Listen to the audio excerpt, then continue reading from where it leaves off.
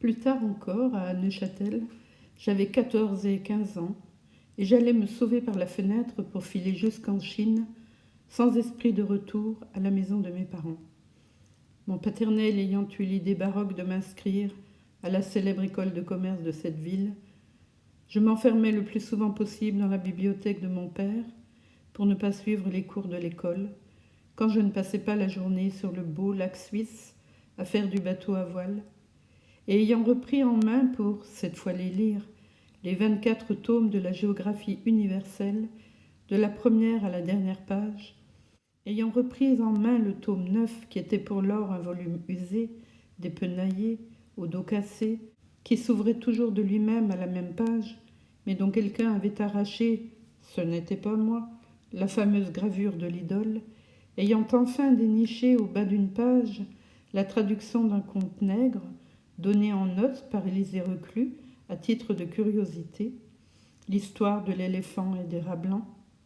ce me fut une telle révélation du monde des nègres et de leur merveilleux, que je me mis à rechercher chez tous les bouquinistes de la petite ville académique et de Bigot,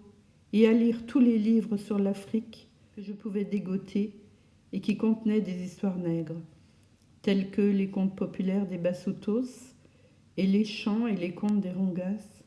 rapportés et traduits par Jacotet et par Junot, des missionnaires protestants, et d'un explorateur aussi aventurier et bagarreur que le journaliste Yankee, le fameux Stanley, qui, sous prétexte de se porter au secours de Livingstone et de faire un reportage sensationnel, conquit le Congo pour le compte du roi des Belges, et qui, en plein baroud, trouva le temps d'écrire My Dark Companions and Their Strange Stories, des histoires à dormir debout, que ces porteurs noirs se racontaient le soir, à l'étape, autour d'un feu de brousse, et que cet homme d'action, volontaire, voire féroce et redoutable, quand il s'agissait de se frayer une voie parmi les peuplades hostiles, faisant massacrer les villages sur son passage, poussant, fonçant en avant, sans souci des violentes protestations que son intervention armée en Afrique centrale soulevait dans toutes les chancelleries de la vieille Europe, et des répercussions lointaines que son action pouvait avoir, et de leurs conséquences fatales pour le maintien de la paix dans le monde, avait eu l'humanité d'écouter et de transcrire.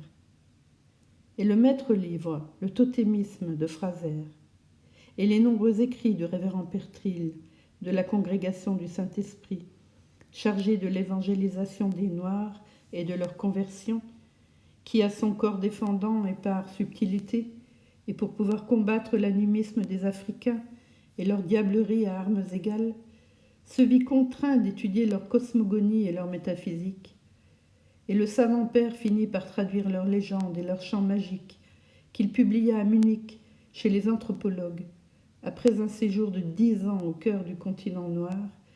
tellement le révérend avait été frappé de la haute moralité et de la portée de la parole des pygmées et des fans, ces premiers, ces derniers féticheurs et anthropophages. Nul n'a avancé plus loin que ce religieux dans la conscience des primitifs et la pénétration de l'âme nègre. Depuis, mon amour de la littérature des nègres, dans toutes ses manifestations, ne s'est jamais apaisé. Pas plus que ne s'apaisa jamais jusqu'à ce jour cette titillation intime que je ressens à la vue d'une statuette ou d'un masque nègre,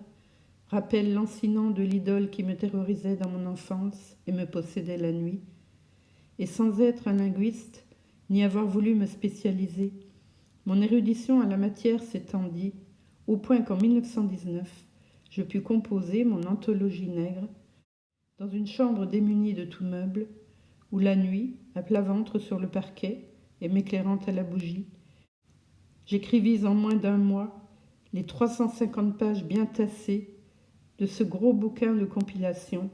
qui ne devait me rapporter que 400 francs. Mais quelle aubaine! La nuit, quand j'étais par trop fatiguée, dans la journée je faisais des recherches à la Nationale, je n'avais qu'à souffler la camoufle et à faire 2-3 tours sur moi-même dans mon manteau pour aller dormir, dans un coin, le long de la cloison, le plus à l'abri possible des vents coulis, lorsque mon bras coupé voulait bien me laisser dormir, et lorsqu'il ne le voulait pas, ma main absente me faisant par trop mal, j'allais plaquer de l'autre main 2, 3 accords dissonants sur un piano droit, oublier dans cette chambre vide tout ce qui restait de son ancienne splendeur à la vieille femme qui m'hébergeait, une veuve de guerre, de la guerre de 70. Pauvre femme, j'eus la joie de pouvoir lui payer un an de loyer d'avance avec ses 400 francs. Mais aussi pauvre Blaise,